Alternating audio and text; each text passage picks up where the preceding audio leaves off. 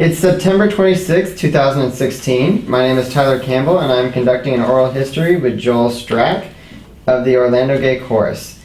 The interview is being conducted in the conference room at the Center for Humanities and Digital Research at the University of Central Florida, in Orlando, Florida. Can you start by telling us your name and how you came to be associated with the Orlando Gay Chorus? Yeah.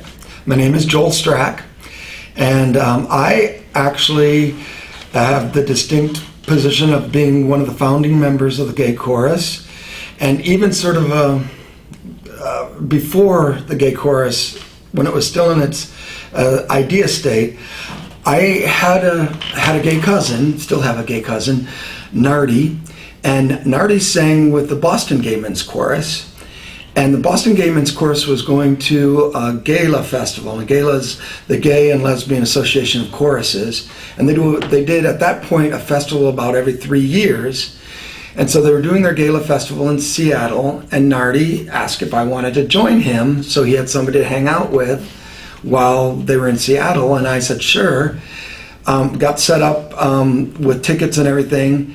And as I sat there watching these choruses from throughout the U.S. perform, I said, we've got to have this in Orlando. This would be something, and I started saying that out loud to people. You know, Orlando's got to have something like this. And along the way, someone said, oh, you need to talk to David Schuler. David Schuler sings with the River City Gay Chorus, or Mixed Chorus, and he's moving to Orlando. And he wants, you know, it's one of his dreams, because he was an executive with the River City Chorus, to be, to have a chorus here in Orlando. So David and I met on the steps outside of one of the concert halls. I remember standing there in my overalls, because I was fashionable at the time, and chatting with David about, you know, how this might work out. I was sitting on the board of directors here in town for what was then GCS, the Gay Community Services. Now it's the Center. And so I was sitting on the board with GCS, and I went to the board when I got home and said, would the board be willing to set aside a certain amount of money as seed money for this organization, this new organization, to get its legs under itself? And the board did set aside $500, which was a pretty big chunk of money back then for the group, for us to be able to do a seed concert. And David sort of took over the helm, because he'd been part of the Gala choruses already, contacted the South Florida Gay Men's Chorus and the Gay Men's Chorus of Tampa, who came in and actually did this initial concert at Valencia College. And so we had our first concert, and everybody who came was given the opportunity to sign up if they were interested in getting more information about the potential of starting a gay chorus here in Orlando. And we ended up with about 65 people had signed the list. When we had our first gathering and contacted the people, about 30 people showed up, which was a pretty good ratio considering. And that's sort of when it started happening. And that's how I became involved. And what year was that? This would have been in 1991 or 90. 90 would have been the seed concert and the meeting. And then we actually incorporated it on February 14th, on Valentine's Day in 1991, was the incorporation of the Orlando Gay Chorus. And I remember those first meetings as we were moving towards incorporation. What's your name going to be? What's our name going to be? And is it going to be gay first, or is it going to be Orlando first? Because there was lots of, you know, the Gay Chorus of New York and the Gay Chorus of Boston. And are we going to use the word men's in our title, or is it just going to stand alone gay? And it got pretty intense as people were talking about why they thought a different placement of words. What words? Are we the Gay Chorus of Central Florida? Are we Greater Orlando? Are we just Orlando? All of those things were part of the discussion. And one of the founding members was Penny Chessman. And so having a woman singing a tenor part with us led a number of us to say, well, we can't disqualify her by choosing men as part of our name. And she was pushing, or not pushing, the suggestion came up that it would be the gay and lesbian chorus of Orlando or Central Florida, whatever. Anyway, that was a interesting lead-in to actually becoming incorporated, and David became the first president of the chorus. Through sort of a behind-the-scenes search, Charlie Callahan, who was the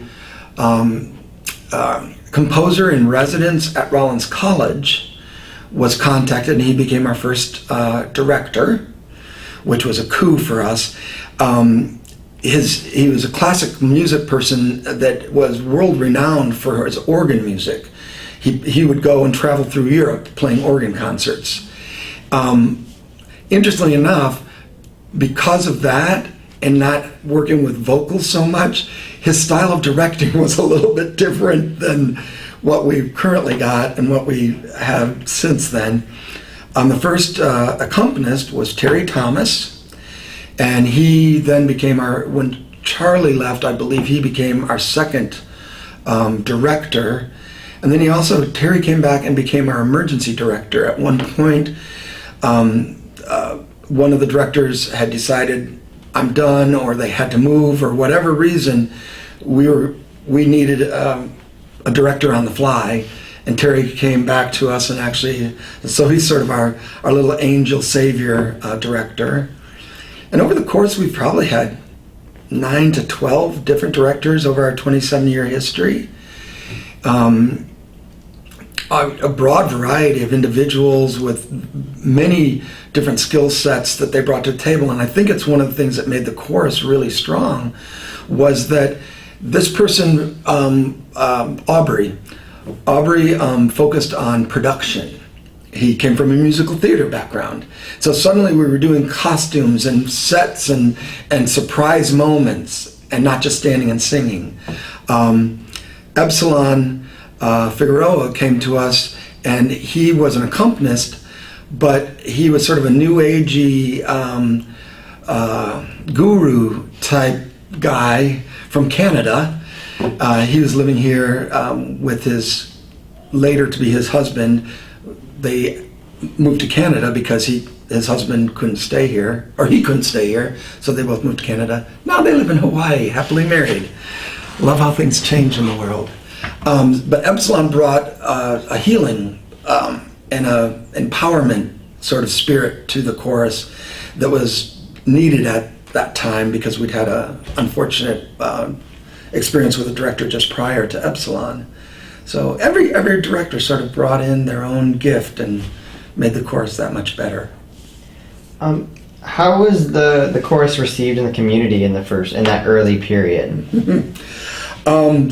Initially, we were sort of, the arts community didn't want to have anything to do with us. We actually, there was an arts magazine that was published quarterly, and we contacted them to get an advertisement put in about our upcoming holiday concert, and they refused it because it was too controversial. That it wasn't the name of the holiday concert, it was that it was a gay chorus, and they just didn't want us anything to do with it. Valencia College, where we did our first seed concert, we went back to them to try to rent out that same auditorium for our concerts, and they refused us because we weren't a student organization, was their reasoning, or representing the students of Valencia. And so we've had a number of prickly, unwelcoming experiences during those early years. Now, the gay community, the GLBT community, when we went on stage for our first concert in June of '91, would have been, June of '91, we went onto the stage at the Museum of Art in Orlando Museum of Art, in their theater, and all of us were like, how is this going to play in Orlando, you know? We could have been more loved. It was just a really, really intense, almost like the audience had been waiting for something that was that uniquely geared to them, that was public and accessible, and it was the energy in the room was we're singing and the energy's flowing off the stage, and the audience is there sending it all back at us. It was really cool, and we still get a lot of that feeling today. But that first one, because we didn't know, there were people on stage that thought that somebody's gonna do a false alarm or a bomb threat, to make sure that this concert didn't happen. And so there was a lot of fear. And there were individuals in the chorus that would not put their names into the program, even though they were standing up there publicly, to have it written down somewhere that somebody could pass on to a boss or onto a principal of a school, or they just didn't have their names printed, or they used aliases. So those were the early years. It was we all sang men's voice parts, even though there were always females in the chorus from Penny on. We never did a concert without a female or several females on stage with us, but we sang tenor 1, tenor 2, baritone, and bass. And so most of the women that joined us would sing tenor 1. Sometimes they'd sing it up an octave. Ironically, in our last concert, no, not the last one, the one before, one of our bass 2s, the low bass parts, was a female, Linda Knudsen, yeah.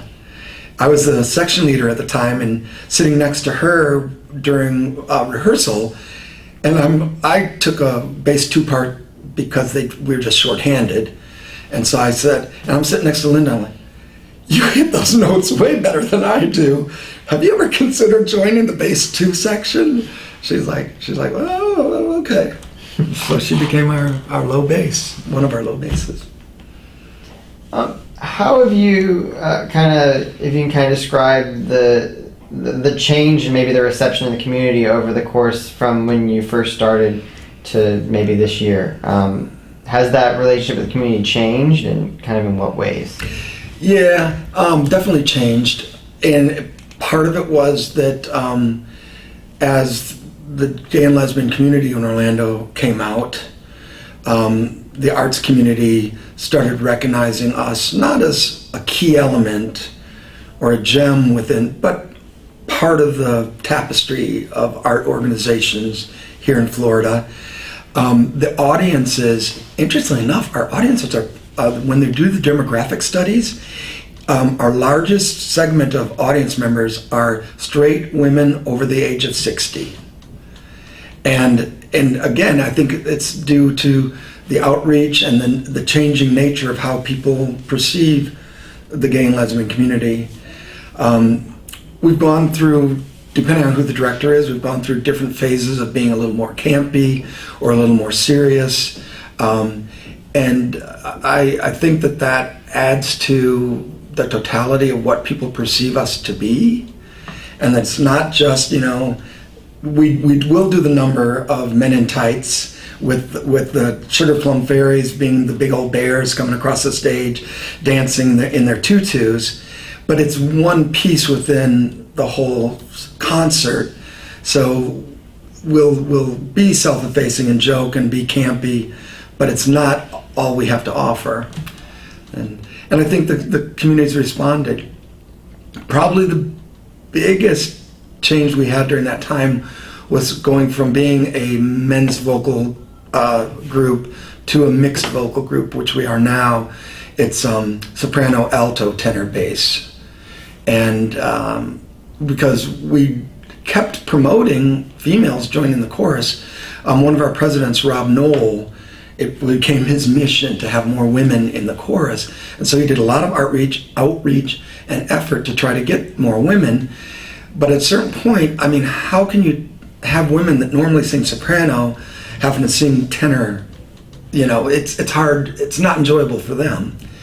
And so the chorus leadership after Rob, very, I won't say strategically, but very carefully, we started having more and more music where the women started singing soprano and alto.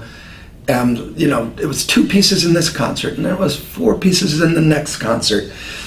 And then pretty soon, it was all the pieces in the concert. And it was never like, nobody put a stake in the ground and said, we're becoming an SATB chorus, and a soprano, alto, tenor, bass. It just, the leadership knew that's where they wanted to end up, and they slowly brought this massive group of unique individuals into that reality. And by the time it happened, anybody that went, all the music's SATB. It's like, yeah, it is. It's sort of a matter of fact now. And there were people that left. There were men that left because that went against their reason for wanting to sing. But a few and far between. And it expanded the number of women that we had. So because suddenly they were actually able to sing soprano and alto. One of the other, back to the question about the community and how the community responded, huge, the Pulse Massacre was probably one of the biggest or the most impactful moments for the chorus to take its position within not just the arts community, but the whole. I kind of want to get into that a little bit more. Just you on a personal level, how did you hear about the shooting happen?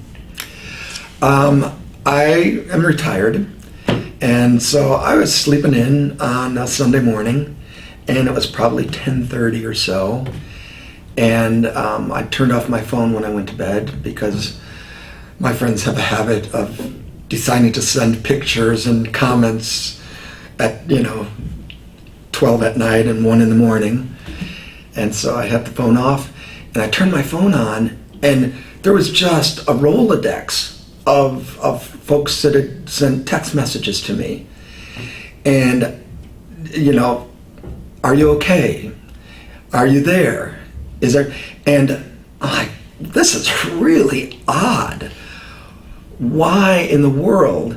And then as I started, some of them started getting a little more specific. I just wanted to check to make sure you weren't at Pulse last night, or that you weren't injured. I just want to hear from you. And I'm like, wow. And then I did my Google search and went, holy mackerel. And I became part of the web of, I haven't heard from you. Is my friend Rob that I mentioned that was the president. I called and nobody answered at his house. And he's the type of person that might go out to that Pulse on a whim. Me, it's not a club I normally would go to. The crowd is way younger than the people I would be hanging with. But Rob might do that just on a whim. And we couldn't get a hold of him. He wasn't answering his cell phone. He wasn't answering the house phone. But I had his roommate, Sherry, so I called Sherry's phone, and she was out walking the dog. I said, Sherry, I just wanted to check to make sure Rob's at home. Is Rob there? She goes, well, yeah, he was sleeping this morning when I got up. I'm like, okay, just wanted to check. But that was happening everywhere. And to spend an hour and a half, 2 hours checking to see if your friends are alive was really mind-blowing. It was so, what's a word that I want to use for it? It was just unimaginable that this could be part of my world now. So, but that's how I found out, was through people checking in to make sure I was okay. And then I reached out to people that might be concerned about me, my parents, family, and friends outside of the Orlando area to make sure they knew I was okay. And when was the first time that you got in touch with, that the chorus decided to maybe have a meeting or anything about the actual shooting. Did you guys get together that day or anytime soon? The Sounds of Freedom band, by chance, was doing their concert in Lock Haven Park at the theater there, at the Rep. And so a number of us got together to go and be with the community. And then the next night, we did our first vigil, as I recall. It was at the Joy Metropolitan Community Church. And the word just spread to the chorus. There was, all right, we're going to meet, here's what we're going to wear. And we'd done outreaches before, but nothing on this short of a notice. So we got together and did that vigil, and some of the tapes went international from that night. And then we've probably done an average of 3 to 5 a week ever since. And can you just explain a little bit, like, how those experiences were? Is there anything that sticks out to you in particular? For me personally, I think it was so fulfilling and comforting to have a task. So that I couldn't go into my own head. There was this to get done. We were going to go perform at the Love by Design today. Tomorrow we're doing this. There were people in the chorus that started carrying their chorus wardrobe in their cars in case an outreach event or a vigil or something, a fundraiser came up during that day, that they could jump into their clothes, drive straight to the event and have their clothes with them. But it was, I went through probably 3 days of just totally numb, sort of zombie-like experience. Anything could make me cry. I wear my emotions on my sleeve anyway. So this just was like, oh good, I'm brushing my teeth, I'm just sobbing, But those 3 days went by, and I took advantage of the center's counseling that they were offering, free counseling to people. And so I went in and talked to a woman for about 15 minutes. And I think, well, I'll share with you what I shared with her. My big internal issue was that by nature, I'm a Pollyanna. I like making people happy. I like keeping things in a positive space. And it was hard for me whenever there was even an inkling of like looking at the chorus and going, this is going to bring us closer together. This is going to be such a good emotional outcome for us as an organization. And then I'd go into how can you say there's something good that comes out of this? And so that's what I had to talk with the counselor about, is I feel guilty trying to find the silver linings. And she did a nice job, and by the time I walked out, my head was back on square again, and I was able to move on, still numb, but much more myself again. So that was pretty big. Probably continued to have that out of body sort of feeling for about 3 weeks, and then it subsided. I started getting my legs under me, and we traveled to the festival in Denver in first part of July. So we went to the Gay and Lesbian Association of Choruses big festival, and we as a chorus, the 6,000 people, singers, and they've been sending us videos for the last week and a half, 3 weeks. We stand with Orlando, singing songs that were significant to them, reflecting on the Pulse tragedy, and they would, we're with you, Orlando.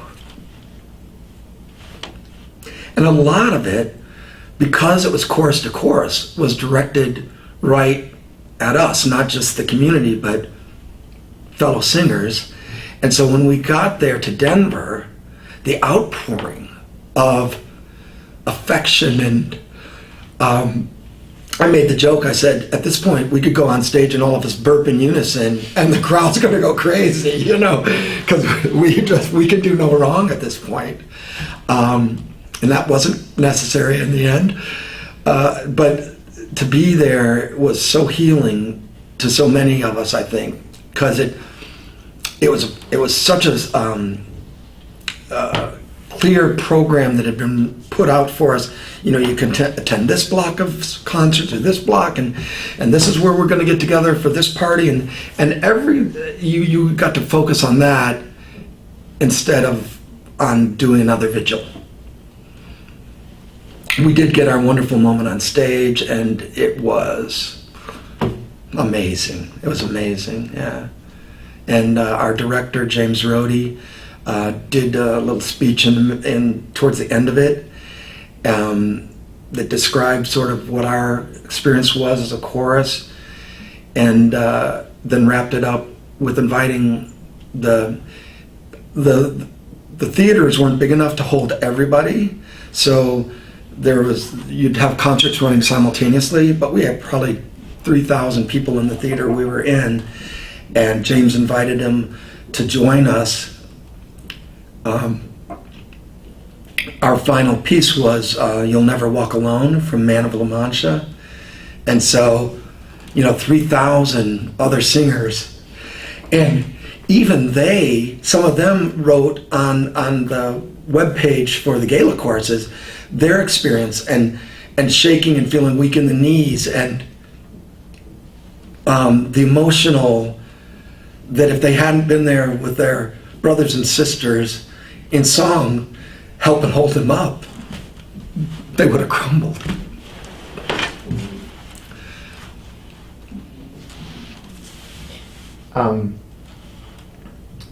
How do you feel that do you feel that the shooting has changed the group's relation to the community in Orlando? Tremendously, yeah.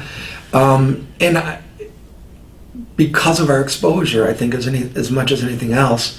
I mean, we went and sang at the Orlando City soccer game, and the organizers contacted the ticket holders and invited them, if you're sitting in section 17 through 29, wear green. And so we ended up with this rainbow around the stadium, and these are people that probably had many of them probably never even knew the Orlando Gay Chorus existed in Orlando, and yet because of the tragedy, they stepped up as members of Orlando's community, supporting the gay community as well. One of the other things I found really exciting during this is I think the Latin community stepped up in a way, connecting with the gay community that hadn't been as easygoing or as generous. And likewise, I think the gay community felt for the Latin community, not just those people that got killed, but the hurt and the pain wasn't just ours. And which, to me, I think that's that's the big silver lining. That the city of Orlando proved itself to be a community that can face some really wicked tragedy without the response being anger or hatred or scapegoating. That from the city leaders all the way down to grandma and grandpa in their house on my street that put out their Orlando United sign in front. It was such a wonderful thing to see that this is where I live. And that kind of brings me to my next question. Where do you kind of see the relationship between the Orlando Gay Chorus and the community moving forward? We're already seeing it. I think to a degree we're getting invited to be a part of events that normally they wouldn't reach out as far as the gay chorus. It would have been these church choirs and that high school choir and the community chorus of Orlando. That would be the group they put together for this event. And now we're on that list. Now we're a prominent piece of that invitation, to a point where I think there's a consciousness of, and we can't leave them out. They're such a significant part of our community, and because of the exposure we've had, over the last few months, people know that we're pretty good. That as a musical group, we're not just a flash in the pan, and if you want to give them the money for your ticket, but you don't go, you're not missing anything. It's not that way, And like yesterday, which would have been the 25th of September, we worked with the Second Harvest Food Bank. They provided the food, we provided all the entertainment, atmospheric as well as a concert, at the Second Harvest Food Bank to raise funds for these two very disparate nonprofit organizations. And that never would have happened, I don't believe. Maybe I just have my blinders on, but I think that's one of the things that as we move forward, we're getting those opportunities, and bringing our story to the general public in a way that we never had a chance to do before. And did your membership change any after you started getting more, I don't want to say screen time, but more visibility in the community? Did more people want to communicate with you all and maybe join the chorus, or have your numbers kind of stayed the same throughout? We definitely saw a bump. I know that the interest, again, is probably twice the number of people that actually came to audition. But we're over 100, and we were down to about 80 prior to the Pulse Massacre. And partly I think it's because people just didn't even know we were there. And partly I think it was because some people wanted to step up and say, I need to be a part of this forward motion that's happening in Orlando. And so, yeah, the demographics are about the same as far as age and sexuality. We've got a lot of straight allies that are part of our two women's section. We got our first male straight guy that's going to be, hopefully he'll be singing with us. He just joined the chorus. But the general population percentages are about the same as they were before. Is there anything else about the chorus or about the chorus's response to the shooting that you'd like to talk about today?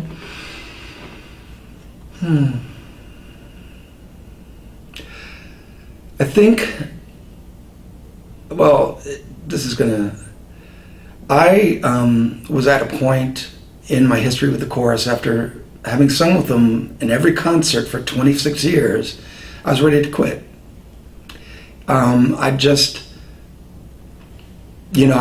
There were things going on that I didn't necessarily always agree with, and I just had decided to myself, sometimes you just need to move on for your own and for the organization's, benefit.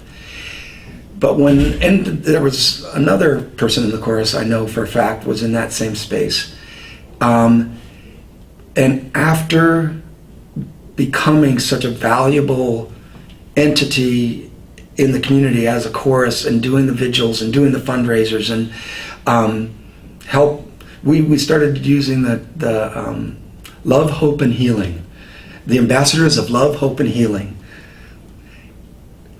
And so as that transpired and I got to watch that in real time, I said, maybe I need to stick around, because this has really refocused us back to what I feel the chorus was supposed to be about. You know, it's more than just doing a concert and standing on stage. It's building people's pride. It's being, more than a musical group. I said it's three things. It's music, it's socialization, and it's political. Just the fact that we have gay in the name makes us a political organization. And the socialization within the chorus members is so significant to my happiness. And then, of course, the music. You have to have musical excellence to be able to get an audience in the seats. And it's brought me back to the chorus again ever since. So another silver lining. Thank you so much for talking with us today and for participating in this program. It's my pleasure.